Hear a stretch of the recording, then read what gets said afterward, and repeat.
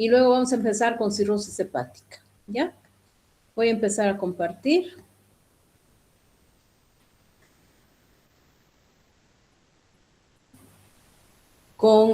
Hablando de las enfermedades metabólicas del hígado. Y entre ellas vamos a valorar o vamos a hablar sobre la enfermedad de Wilson, que también se llama degeneración hepatolenticular, la hemocromatosis y el déficit de alfa-1 antitripsina. La enfermedad de Wilson es un trastorno hereditario del metabolismo del cobre. Este cobre no se va a excretar y se va a acumular en algunos órganos y es de transmisión autosómica recesiva. Y se presenta entre los 12 y 25 años de edad, es un poco más frecuente en varones, y la prevalencia mundial es de 1 a 30,000 personas. Entonces el cobre se va a acumular a nivel del hígado, provocando alteración hepática, hepatomegalia, ictericia y hasta puede terminar en una cirrosis. Va a haber alteración neurológica, como un síndrome parkinsoniano, y vamos a valorar a nivel del ojo, se puede valorar la presencia del anillo de Kaiser-Fleischer, que es algo patognomónico de esta enfermedad. Con una lámpara de hendiduras, el oftalmólogo hace un examen y puede indicar de que existe el anillo de Kaiser-Fleischer, que es, como les digo, patognomónico de esta patología. Luego podemos tener relacionada a esta enfermedad una anemia hemolítica en un 15%, alteraciones endocrinas en un 12%, psiquiátricas en un 10% y renal en un 1%. Cuando hay alteración neurológica, lo que manifiestan los pacientes es, o lo que presentan, es una bradiquinesia, rigidez, alteración cognitiva, ataxia, temblor, disquinesia, disartria y trastorno de personalidad. Como les digo, se puede valorar el anillo de Kaiser-Fleischer, en hígado cirrosis, que se va a acompañar con insuficiencia hepática. De inicio hay una hepatitis crónica que puede evolucionar a una cirrosis. A nivel renal, el síndrome de Fanconi, nefrolitiasis. A nivel osteomuscular, osteopenia, osteoporosis. Y en articulaciones se puede encontrar la condrocalcinosis. Las transaminasas van a estar normales o poco aumentadas y lo que hace el diagnóstico es solicitar el nivel de la ceruloplasmina. Este nivel va a ser menor a 20 miligramos por decilitro y el cobre sérico va a estar aumentado hasta 50 microgramos por decilitro. Va a haber una eliminación urinaria de cobre también elevada en orina de 24 horas y el anillo de Kaiser-Fleischer y por último la biopsia hepática. En estas patologías, alteraciones metabólicas del hígado, pues es ya una vez que se tengan las sospechas clínicas y de laboratorio, se tiene que hacer una biopsia hepática para confirmar el diagnóstico. Y en la biopsia se van a encontrar depósito de cobre en los hepatocitos.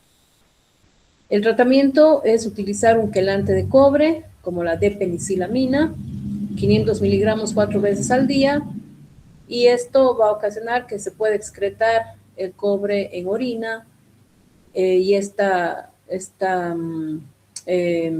medicamento se va a usar por lo menos un año. Y luego se puede utilizar una dosis de mantenimiento de 1 gramo por día, ¿no? Durante un año en una dosis de 2 a 5 miligramos por día, y luego ya que mejora esta patología, se da una dosis de mantenimiento de 1 gramo por día. Y si no hiciera efecto la D-penicilamina, se puede usar el trientine como segunda opción, 1 a 2 gramos por día. En caso de que llegue a una cirrosis hepática o haga una hepatitis fulminante, el tratamiento es el trasplante hepático. Con respecto a la hemocromatosis se presenta por excesivo depósito de hierro. Y puede haber una hemocromatosis primaria, idiopática o genética, que se hereda en forma autosómica recesiva, o puede haber una hemocromatosis adquirida secundaria a la porfiria cutánea tarda o anemia por eritropoiesis ineficaz o excesiva administración de hierro. Entonces esto se tiene que tomar en cuenta la excesiva administración de hierro, por ejemplo, en pacientes que hacen diálisis, que hacen hemodiálisis, ¿no? Que son enfermos renales crónicos, a los que se les administra hierro constantemente. Hay que valorar qué grado, siempre hacer una monitorización del perfil de hierro y valorar cuánto hierro se les está poniendo para que no hagan una hemocromatosis secundaria y luego terminan además con cirrosis. La edad de presentación entre la cuarta a sexta década de vida. Y la tríada característica es de hepatomegalia, hiperpigmentación cutánea y diabetes. Por eso lleva la denominación de diabetes bronceada, porque hay esta hiperpigmentación cutánea. El hierro se va a depositar en el hígado, corazón, epidermis, articulaciones, páncreas e hipófisis, dando patologías secundarias a esto, como una cirrosis, diabetes, cardiomiopatía, artritis e impotencia. Se solicita un perfil de hierro cuando se sospecha esta enfermedad y el hierro sérico va a estar superior a 170 microgramos por decilitro, la saturación de transferrina va a ser superior al 60%, la ferritina va a estar por encima de lo normal y las transaminasas pueden estar alteradas, aumentadas o pueden estar normales. Y también imprescindible hacer una biopsia hepática, donde se va a observar en el hígado una concentración de hierro superior a 1000 microgramos por 100 miligramos y se va a valorar con la tinción de azul de Prusia que existe este depósito de hierro en los hepatocitos. Actualmente también ayuda para valorar este depósito de hierro en el hígado la elastografía hepática por resonancia magnética nuclear. En la elastografía se puede valorar la presencia de hierro en el hígado y hacer este diagnóstico. El tratamiento es realizar sangrías de 500 ml semanal o quincenal hasta la normalización. Y en casos graves se necesitará más de 20 flebotomías. O sea, semanalmente o quincenalmente se hacen las sangrías. Y una vez que el perfil de hierro se muestra normal, con una ferritina sérica menor de 50 microgramos por litro, entonces las flebotomías se van a hacer un poco más, con más tiempo de intervalo, ¿no?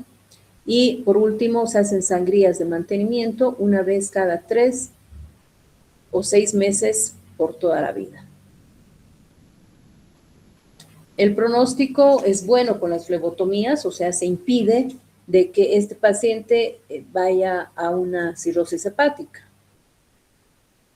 Y en esa cirrosis pueda llegar a presentar un carcinoma hepatocelular y la muerte, ¿no? Entonces es importante hacer un diagnóstico temprano para realizar las flebotomías y hacer que ese hígado no tenga ese depósito de hierro y que no haga una hepatitis crónica y no haga una cirrosis. Por último, la deficiencia de alfa-1 antitripsina es una causa frecuente de trasplante hepático en los niños. Esta alfa-1 antitripsina es una glicoproteína sintetizada en los hepatocitos que protege los tejidos de las enzimas proteolíticas como la elastasa, proteína C y otras. Va a haber acumulación, cuando hay una deficiencia de alfa-1 antitripsina, va a haber una acumulación anormal dentro del retículo endoplásmico de los hepatocitos y va a ocasionar una hepatitis aguda en los neonatos y el 10% de ellos va a progresar a cirrosis. Y en adultos puede manifestarse como una cirrosis sin manifestaciones previas, pueden tener enfisema pulmonar y también hay riesgo de que hagan un hepatocarcinoma. El tratamiento en realidad es hacer un trasplante de hígado. ¿Cómo se hace el diagnóstico? Mediante la determinación de alfa-1 antitripsina, que va a estar este valor disminuido, y se hace biopsia hepática y con la tinción de Paz se van a ver gránulos de color rojo cereza dentro de los hepatocitos por el acúmulo de alfa-1 antitripsina que no va a ser excretada por los hepatocitos. Y el tratamiento es el trasplante de hígado.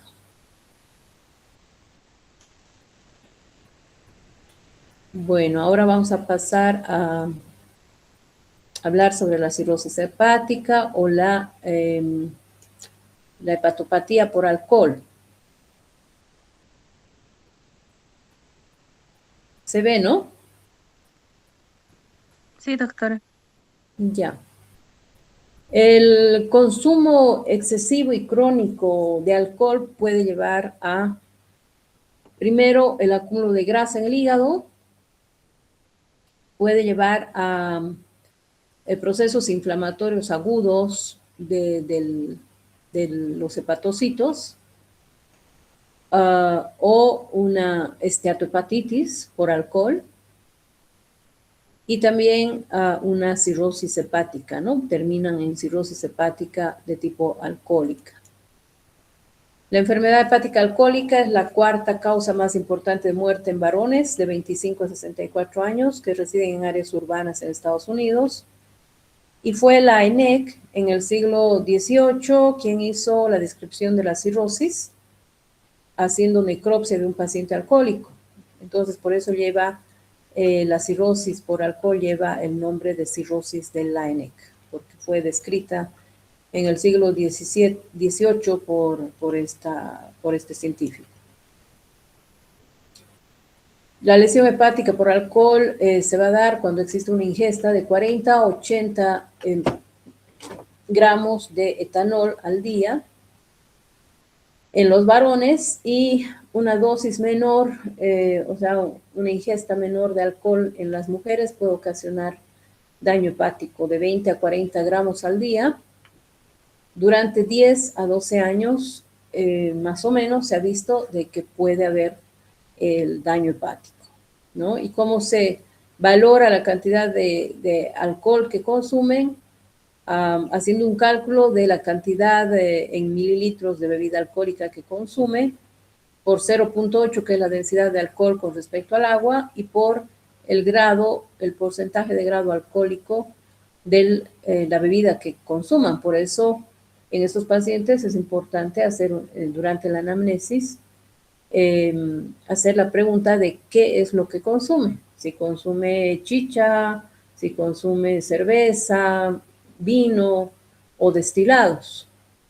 Y existe para cada uno de ellos el grado alcohólico, ¿no? La cerveza tiene menos grado alcohólico que un destilado, por ejemplo. El vino igual tiene menos grado alcohólico que un whisky.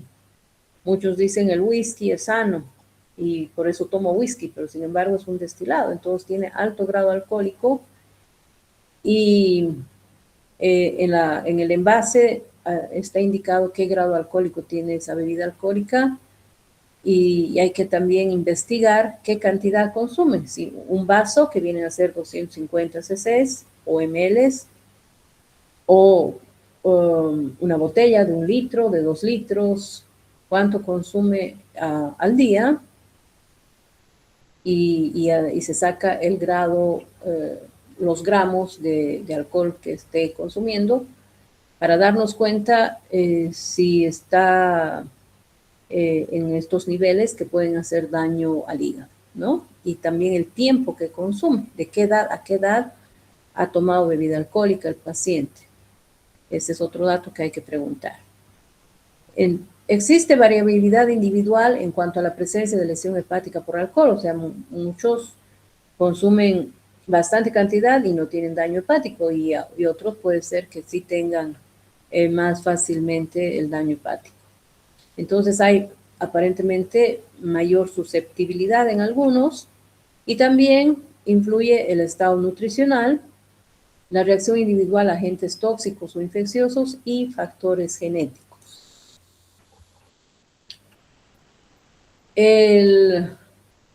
Entonces, tenemos que tomar en cuenta la edad a la que ha empezado a tomar bebida alcohólica.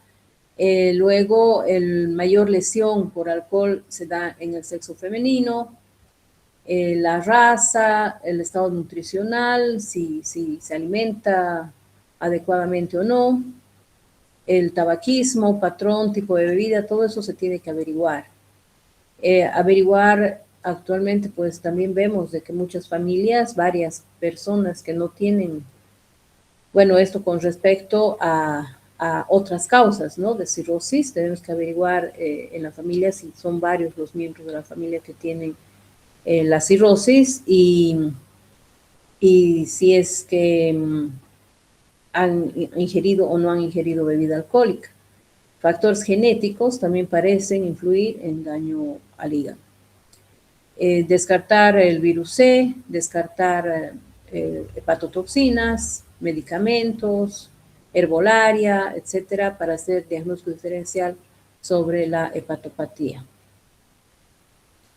Y que pueden tener hepatitis alcohólica en 10 a 35% y cirrosis hepática en 8 a 20%.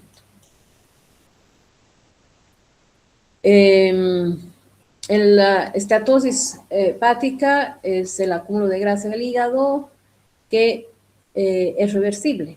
Entonces, es importante darnos cuenta si el paciente es alcohólico y remitirlo a psiquiatría para que lo saque de esa ingesta de alcohol, ¿no? Y que no habiendo ya el factor agresor al hígado, puede haber reversión. La estatosis es macrovesicular por alcohol, por medicamentos, puede ser micro o macrovesicular. Suele ser asintomática y cuando ya tiene la estatosis va a tener una hepatomegalia blanda, indolora, con elevación de las transaminasas, de la fosfatasa alcalina y de la GGT.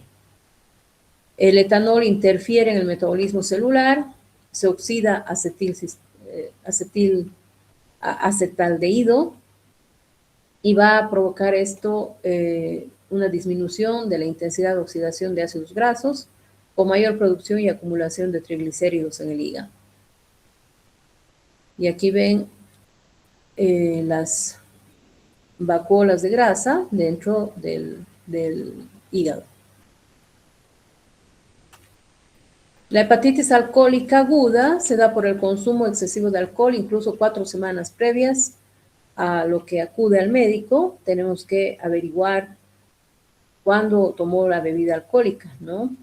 Puede ser que recién se manifieste después de 2, 3, 4 semanas del día o del fin de semana, por ejemplo, o de la fiesta que tuvo y consumió 2, 3 días seguidos, ¿no? Y averiguar, como les digo, el tipo de bebida alcohólica que consumió, si llegó a la embriaguez, la cantidad que consumió. Va a ocasionar no solamente un proceso inflamatorio en el hígado, sino también una esteatonecrosis hepática y posteriormente ya puede aparecer la cirrosis. Entonces, es un precursor histopatológico de la cirrosis por alcohol. Pueden estar asintomáticos o presentar dolor abdominal en hipocondrio derecho, epigastrio, náuseas, vómitos, astenia, dinamia, ictericia y fiebre. Es una característica que estos pacientes presenten fiebre y que tengan hepatomegalia, ¿no? Y al tener hepatomegalia, pues va a haber dolor en hipocondrio derecho y pueden tener ya algunos estigmas de hepatopatía crónica, como ser hipertrofia parotídea. Van a tener lengua plana, depapilada, esto por déficit de vitamina B. Neuritis periférica igualmente por este déficit. Y estigmas de insuficiencia hepática. En el laboratorio, elevación de las de las transaminasas y es mayor la elevación de la aspartato aminotransferasa en relación a la alanino aminotransferasa 2:1. Por alcohol se eleva la aspartato aminotransferasa y por hepatitis virales se eleva la alanino aminotransferasa.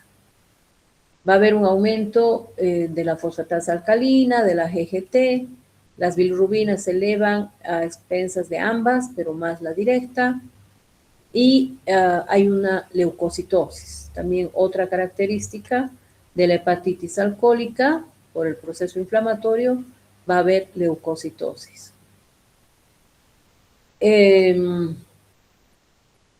También un biomarcador plasmático de la necrosis a nivel del hígado y predictor de fibrosis hepática es la citoqueratina 18, útil en el diagnóstico de hepatitis alcohólica. En la histopatología vamos a encontrar alteración de la zona 3, centrolobular, con acúmulo de grasa hepatocelular, cambios hialinos de Mallory, cuerpos hialinos de Mallory, otra característica típica de la hepatitis por alcohol, la presencia de los cuerpos hialinos de Mallory. Va a haber un proceso inflamatorio agudo con polimorfonucleares, presencia de polimorfonucleares, y fibrosis en la zona 3, perivenular y pericelular. Todo eso nos describe el patólogo y él es quien nos indica el diagnóstico de hepatitis por alcohol. Existen varios índices para valorar el pronóstico de la hepatitis aguda. Tenemos el índice o función discriminativa de Madrid y aquí tienen cómo se calcula. Tenemos este otro de Madrid modificado, que también aquí tienen la forma en que se puede calcular y todo esto también encuentran en internet, ¿no? Entonces buscan ustedes cómo se calcula el índice de Madrid modificado, que es mejor, y ponen los datos según los laboratorios del paciente y sale el resultado. Si el resultado sale mayor a 32, significa que tiene una hepatitis por alcohol grave.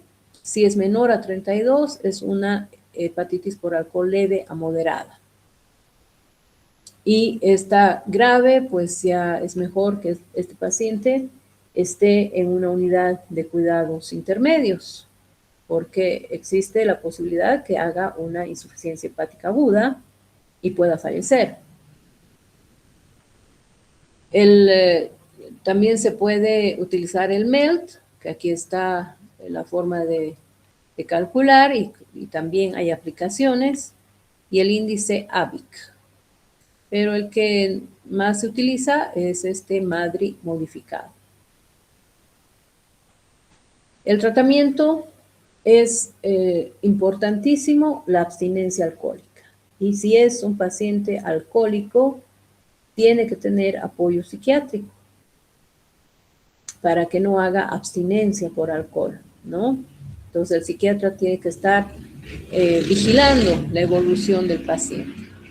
Se tiene que evaluar la función renal, mejorar el estado nutricional y si es necesario colocar una sonda nasoyeyunal, dar en la dieta 1.2 a 1.5 gramos de proteína por kilogramo de peso y 35 o 40 kilocalorías por kilogramo día en forma de comidas frecuentes o fraccionadas pueden ser, con un desayuno completo y es importante en la hepatopatía de cualquier tipo, la colación nocturna. En una cirrosis de cualquier etiología en esta hepatitis por alcohol, se dice que la colación nocturna, el darle un alimento 7, 8 de la noche, es importante para que la evolución sea mejor y porque esto es para evitar hipoglicemia también en estos pacientes, ¿no? Y la colación nocturna indicamos con carbohidratos y también con proteínas, abundantes proteínas. Evitar efectos de la abstinencia alcohólica y administrar tiamina, que por el alcohol esta tiamina va a estar depletada, ¿no? Entonces se le tiene que administrar esto y también ácido fólico. Y si hay necesidad, las benzodiazepinas. Eso ya va a manejar el psiquiatra. Los glucocorticoides dentro del tratamiento, como la prednisona, como agente antiinflamatorio e inmunosupresor, puede ayudar, mejora el proceso patológico por alcohol, pero también puede hacer de que aparezca algún tipo de infección. También se puede utilizar la N-acetilcisteína y la pentoxifilina, 400 miligramos cada 8 horas, por 2 a 3 meses hasta que la bilirrubina baje. El hecho que la bilirrubina esté muy alta en estos pacientes es de mal pronóstico. Y también se puede utilizar antifibróticos como la colchicina. Y bueno, hacer un control muy cercano, como les digo, de la evolución del paciente y mejor en la unidad de cuidados intermedios, tratando de evitar que haga una insuficiencia hepática aguda.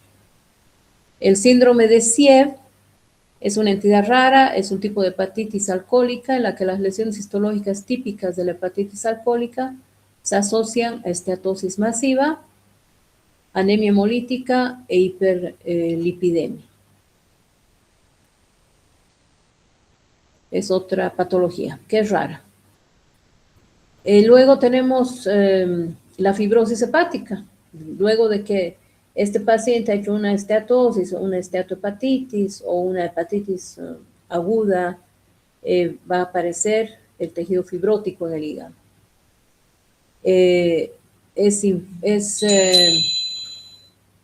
De forma infrecuente existe un aumento del colágeno hepático sin esteatosis ni lesiones de hepatitis alcohólica. Y ya esta presencia de fibrosis es un paso a la cirrosis, ¿no? Si persiste la ingesta de alcohol, si persiste la agresión al hígado, va a tener este paciente la cirrosis hepática. Y aquí tenemos el tejido fibrótico, aumento del colágeno. Y bueno, la cirrosis hepática por alcohol, que se da en un 15% de los grandes bebedores y produce un hígado con micronódulos. El acetaldehído, que es producto de la oxidación del alcohol, va a estimular la síntesis de la colágena en los miofibroblastos hepáticos. Esta fibrogénesis puede provocar directamente cirrosis sin hepatitis previa.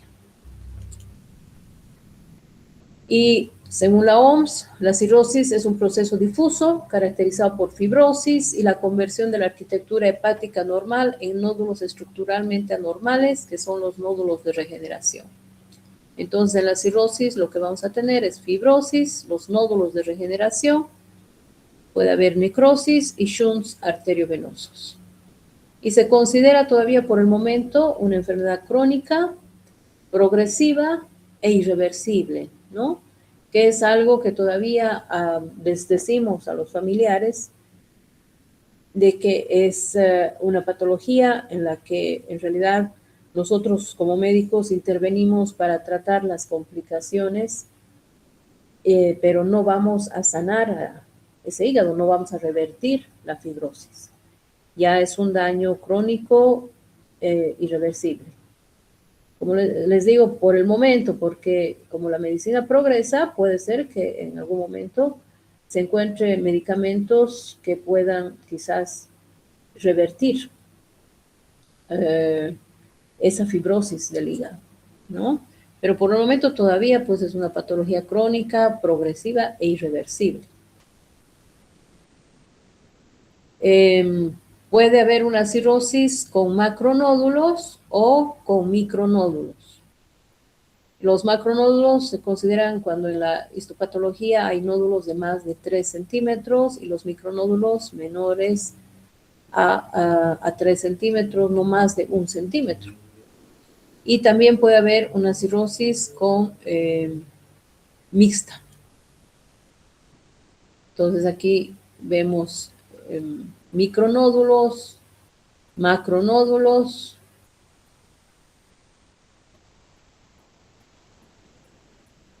macronódulos también, ¿no? Y la etiología de la cirrosis puede ser la más frecuente, es la por alcohol. Luego cada vez es más frecuente por el muscle D que hemos llevado ayer. Y luego tenemos medicamentos que también hemos hablado que pueden llevar o producir una hepatitis crónica y que luego evoluciona a una cirrosis. La hepatitis autoinmune, la colangitis biliar primaria, las metabólicas, la de Wilson, alfa-1 antitripsina, la hemocromatosis, galactosemia, todas ellas que llevan a un daño crónico del hígado, una hepatitis crónica y luego terminan con cirrosis. La colangitis biliar secundaria por atresia de vías biliares, que también puede llevar a una cirrosis biliar secundaria. La colangitis esclerosante, que también puede terminar en una cirrosis biliar secundaria. Las patologías cardíacas pueden llevar también a una cirrosis que se denomina cirrosis cardíaca. Y como misceláneas, la sarcoidosis. Y clínicamente vamos a tener dos tipos de cirrosis, una la compensada o inactiva y otra la descompensada o activa. La compensada o inactiva es aquella cirrosis que se diagnostica de forma incidental, pacientes que son sometidos a cirugías, por ejemplo, una colecistectomía, y que el cirujano observa de que el hígado está con datos de cirrosis, con nódulos que tienen una superficie irregular, un borde irregular, entonces toman biopsia y hacen el diagnóstico de cirrosis. Y la cirrosis descompensada es aquella donde se presentan ya las complicaciones, como ser una encefalopatía hepática, datos de hipertensión portal, presencia de varices esofágicas, que tal vez el paciente pueda presentar hemorragia, una hemorragia digestiva, que se hace endoscopía y se encuentran con que tiene varices, o retención de líquidos en forma de ascitis, edema de miembros inferiores, que haciendo un estudio de la causa, pues nos damos cuenta de que tiene una hepatopatía crónica, que tenga un síndrome hepatorrenal o una peritonitis bacteriana espontánea. ¿Cuáles son los hallazgos físicos? ¿Cuáles son los estigmas de hepatopatía crónica que encontramos al examen físico? Es la ictericia, el fetor hepaticus, que es el aliento especial que tienen estos pacientes, que al examen físico podemos darnos cuenta, hiperpigmentación cutánea, alteraciones de la coagulación que pueden presentar lesiones purpúricas, tienen trombocitopenia, entonces van a tener estas alteraciones. Va a haber un hiperestrogenismo en los varones, esto va a ocasionar una disminución del vello axilar pubiano, ginecomastia, atrofia testicular, impotencia sexual. Si es por alcohol, la cirrosis, tienen hipertrofia parotídea, pueden tener rinofima también, algunos hacen rinofima, otros no, cuando es por alcohol. Luego, la presencia de telangiectasias, sobre todo se ven estas telangiectasias en la cara, en las alas de la nariz, en el dorso de la nariz. Los nevos arañas, que es un punto rojo que tiene unas líneas que salen del punto rojo como arañas y que también se encuentran se pueden valorar a nivel del tórax anterior. Luego la circulación colateral, la presión arterial va a estar baja, el abdomen globoso por líquido de ascitis de diferente magnitud, edema de miembros inferiores y aquellos que tienen ascitis, pueden llegar a tener también hernias por un aumento de la presión intraabdominal, y las hernias que presentan más frecuentemente son a nivel umbilical y hay que buscar también a nivel inguinal. La palma hepática, que consiste en una palma eritematosa con hipotrofia tenar e hipotenar, ¿no? Esos son los estigmas más frecuentes y también, como les dije, si hay retención de líquidos, edema de miembros inferiores.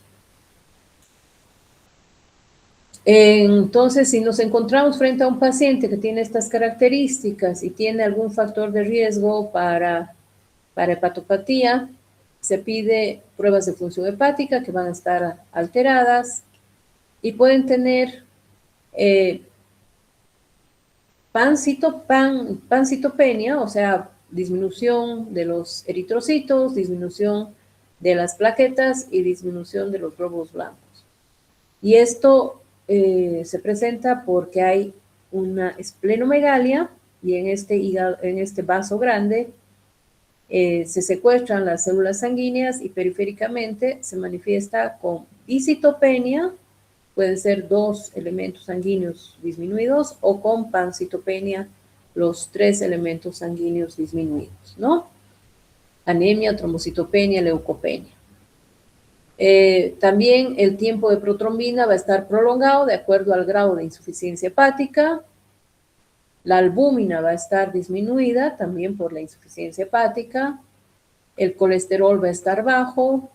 Pueden tener hiponatremia dilucional si es que tienen ascitis y edema de miembros inferiores, o sea, si hay retención de líquidos. Van a tener hiponatremia, que esta viene a ser dilucional. Entonces, en estos pacientes hay que restringir líquidos, hay que corregir la ascitis y el edema de miembros inferiores para que el sodio real se manifieste en el laboratorio. El sodio urinario va a estar bajo. Se pide una ecografía abdominal simple y también una ecografía abdominal Doppler para valorar grado de hipertensión portal. Se solicita ecografía abdominal Doppler esplenoportal. Y actualmente, pues, la elastografía hepática, ¿no? Que está supliendo a la biopsia hepática, como ya hemos explicado en anteriores clases. Esta elastografía hepática se puede hacer de diferentes formas. Por método ARFI, por ejemplo, por ecografía, FibroScan, y también la elastografía por resonancia magnética nuclear. El ataque de abdomen con contraste puede ayudarnos a ver un hígado pequeño y sobre todo ver si en ese hígado cirrótico no hay algún hepatocarcinoma. La endoscopía digestiva alta para valorar hipertensión portal como presencia de varices esofágicas, varices gástricas y la gastropatía hipertensiva. La paroscopía nos es útil para hacer también biopsia hepática guiada por la paroscopía, o se puede hacer una biopsia hepática percutánea, guiada por ecografía o guiada por tomografía. Esta es la clasificación de Child-Pugh para determinar el grado de insuficiencia hepática, que es importante determinar en los pacientes con cirrosis. ¿Por qué? Porque el grado de insuficiencia hepática nos indica cuál va a ser el pronóstico del paciente.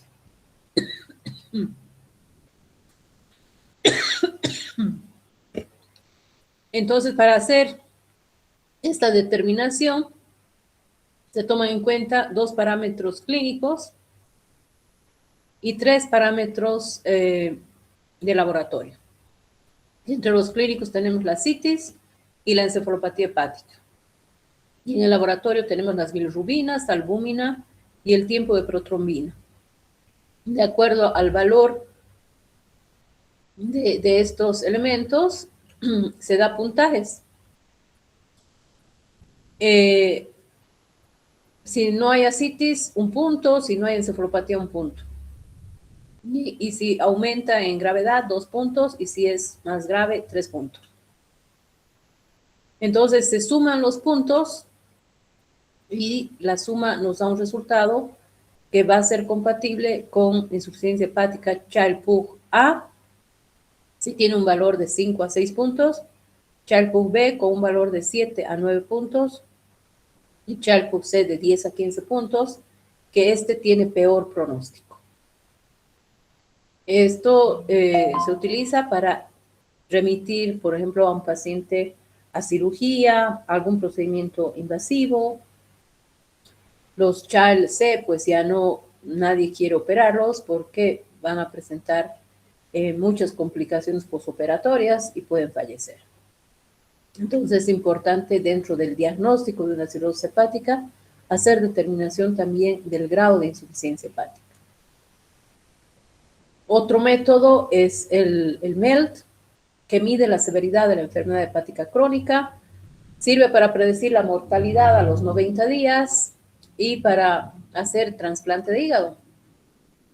Utiliza valores séricos de bilirrubina, creatinina, de INR. Este es el cálculo. Y dependiendo del valor que se tenga del MELT, la mortalidad a 3 meses, aquí ven los porcentajes, ¿no? Por encima de 20 puntos sube la mortalidad. Por encima de 30, ya estos pacientes entran en programa de trasplante de hígado. Por encima de 30 puntos. En aquellos países donde hay trasplante.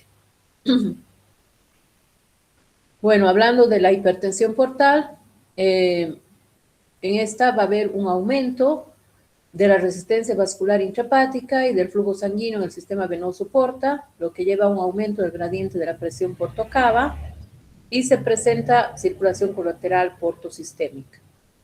Va a haber un gradiente de presión venoso hepático mayor a 10 milímetros de mercurio y este tipo de pacientes ya van a presentar varices esofágicas. Como consecuencia de la hipertensión portal, vamos a tener encefalopatía hepática, vamos a tener ascitis y vamos a tener formación de varices esófago-gástricas, esofágicas o gástricas o una gastropatía hipertensiva que puede ocasionar sangrados, ¿no? Hemorragias digestivas. Con respecto a la encefalopatía hepática, se va a desencadenar esta complicación en aquellos pacientes que tienen insuficiencia hepática grave o anastomosis portosistémicas, o sea, aquellos pacientes que son sometidos a cirugías, por ejemplo, para la hipertensión portal, o que son sometidos a derivaciones como el TIPS, que vamos a hablar posteriormente.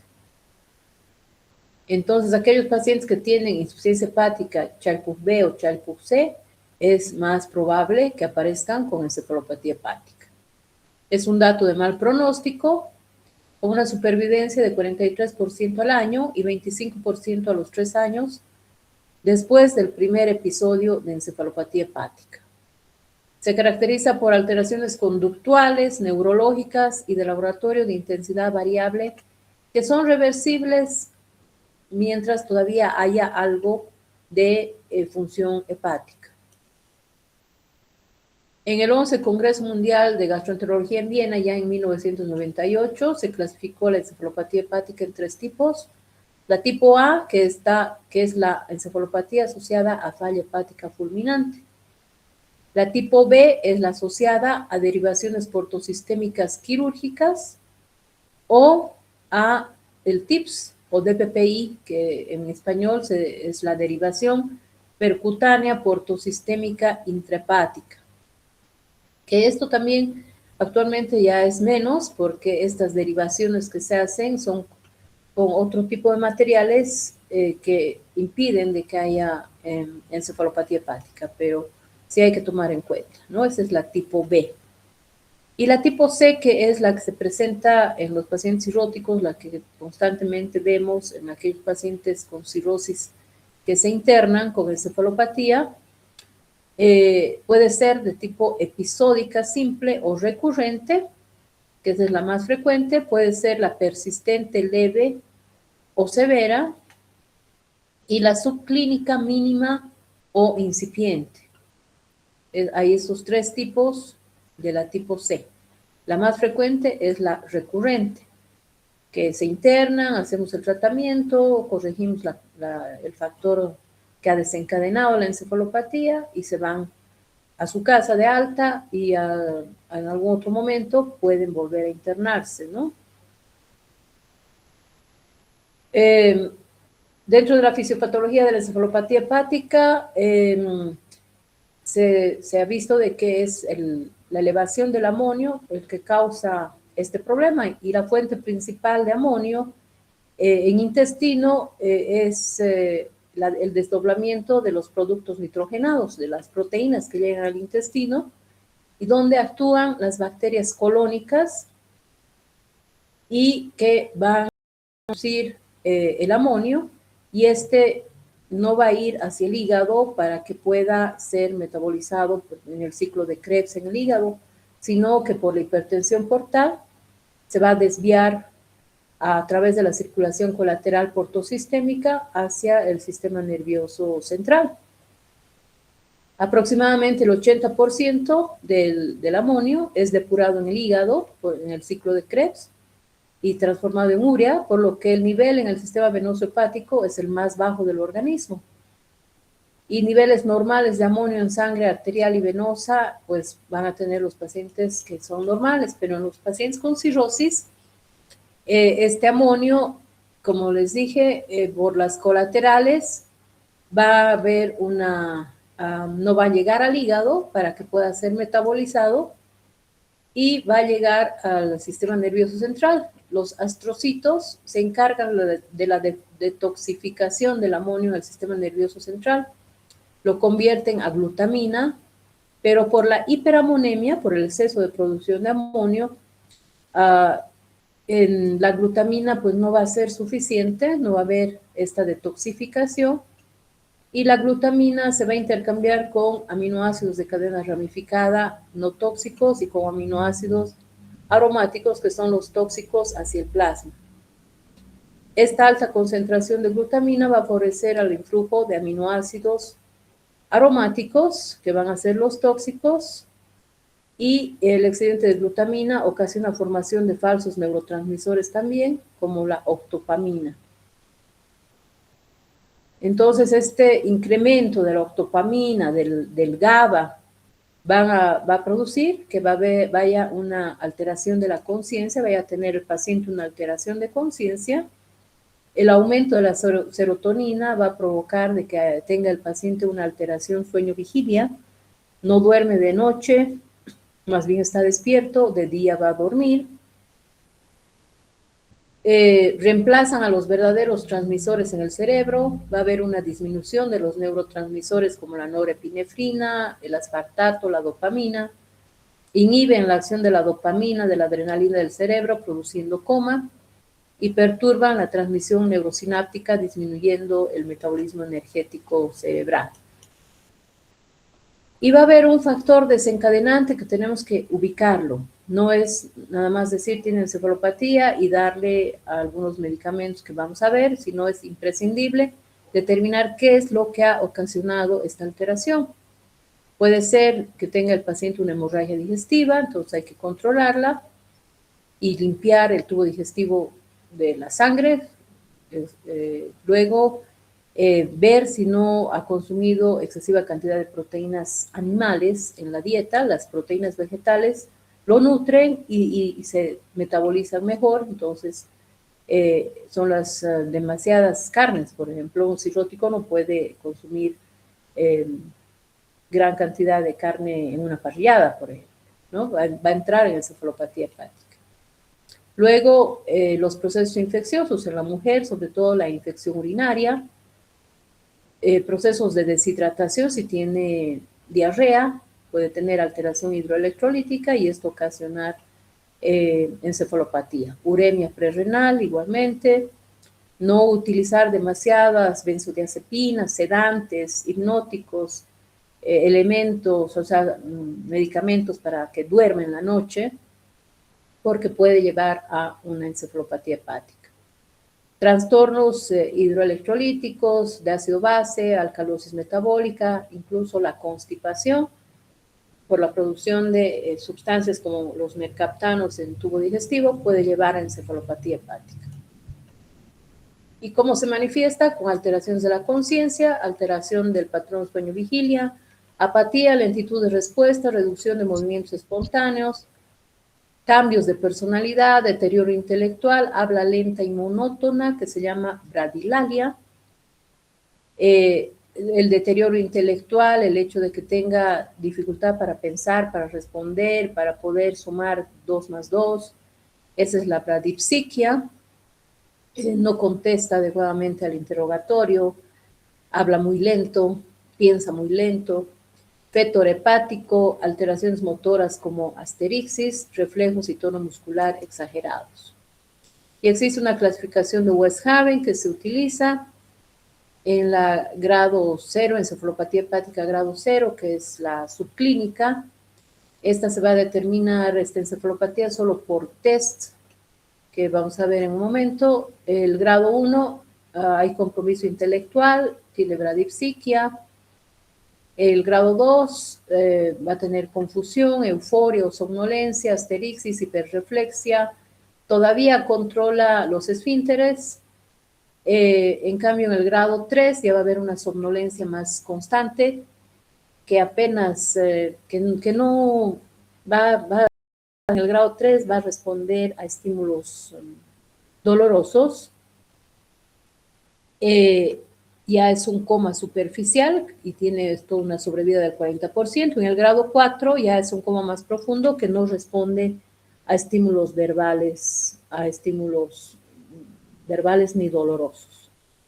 En el grado 4 ya se considera el coma hepático y puede tener incluso convulsiones y la sobrevida es del 20%. Estos son los test psicométricos para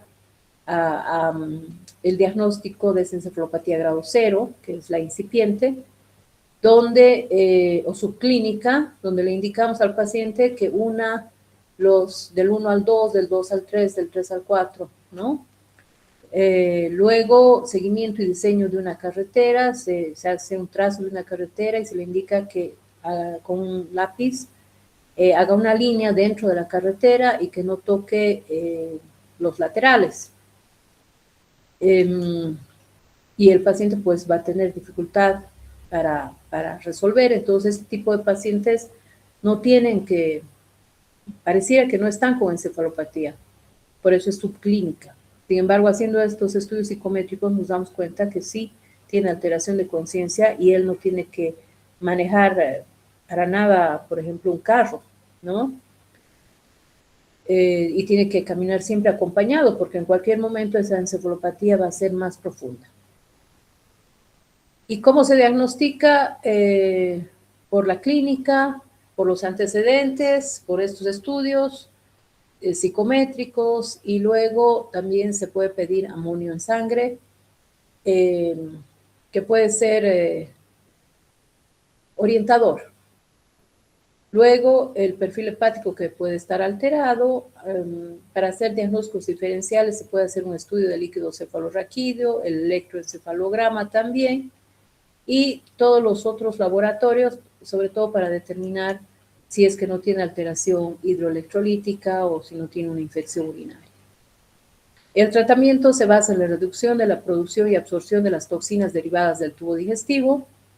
Primordial determinar la causa desencadenante, corregirla y se controla los líquidos, los electrolitos, se controla las infecciones y se puede dar enemas de limpieza con solución salina o con lactulosa. Se aconseja una dieta con 40 gramos al día de proteína vegetal y se evita la proteína animal. Ahora, últimamente, pues dicen que se puede dar incluso animal, vegetal, sin embargo, por la experiencia, es mejor darle proteínas vegetales. Y como en Bolivia tenemos muchas proteínas vegetales, que son nuestros cereales andinos, la quinoa, el amaranto, la cañagua, la lenteja, y no son, bueno, cuestan un poco, pero no demasiado. Eso es lo que utilizamos en este tipo de pacientes. Porque hay que evitar que el paciente entre en sarcopenia, que se desnutra, el paciente cirrótico.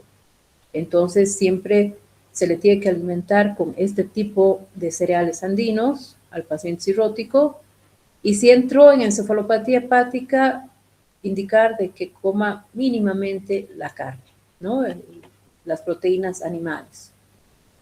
Se le da rifaximina, que actúa sobre la flora intestinal, y que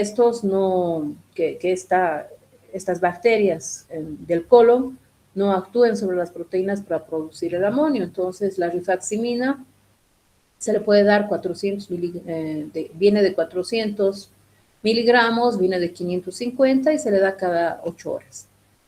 Se puede utilizar la neomicina, que no hay en nuestro medio, o el metronidazol. Si no hubiera la rifaximina, también actúa sobre las bacterias del colon, 500 miligramos cada 8 horas, o la minoxidilina. También se le da la lactulosa, que es tiene efecto osmótico, produce una diarrea osmótica que acidifica el colon, lo que reduce la síntesis de amonio por las bacterias, su absorción, y hay mayor eliminación de amonio por heces. Lo que se quiere es que el paciente tenga 2, 3 deposiciones al día y de esa manera vaya eliminando todo lo que tiene en el colon y que no se produzca el amonio. Y también se le puede indicar enemas evacuantes, ayudan bastante. Se puede utilizar la L-ornitina L-aspartato, que proporciona un sustrato para síntesis de urea y glutamina, disminuyendo el exceso de amoníaco endovenoso o vía oral, ¿no? Se puede utilizar endovenoso o se puede utilizar vía oral. La L-ornitina L-aspartato, el LOLA que se llama. Es carísimo, al menos por vía endovenosa, es sumamente caro, pero es bastante útil, pero sin embargo hay que ver que la función renal esté buena. Si no está bien la función renal, si la creatinina está alta, no es adecuado utilizar porque puede ocasionar peor problema a nivel renal. La encefalopatía es reversible y esta es se aconseja la dieta con 40 gramos de proteína por día en 5 a 6 tomas y mejor proteínas vegetales que provocan mayor deposición además, ¿no? Si se le da proteínas vegetales, mayor cantidad de aminoácidos de cadena ramificada, mejora la flora y hay mayor incorporación de nitrógeno a la masa fecal. Si no hubiera respuesta, si está en un coma hepático, también es indicación para realizar un trasplante hepático. Bueno, hasta aquí llegamos en la clase de hoy. Y mañana continuamos con el resto de las complicaciones de la cirrosis. Si tienen alguna pregunta.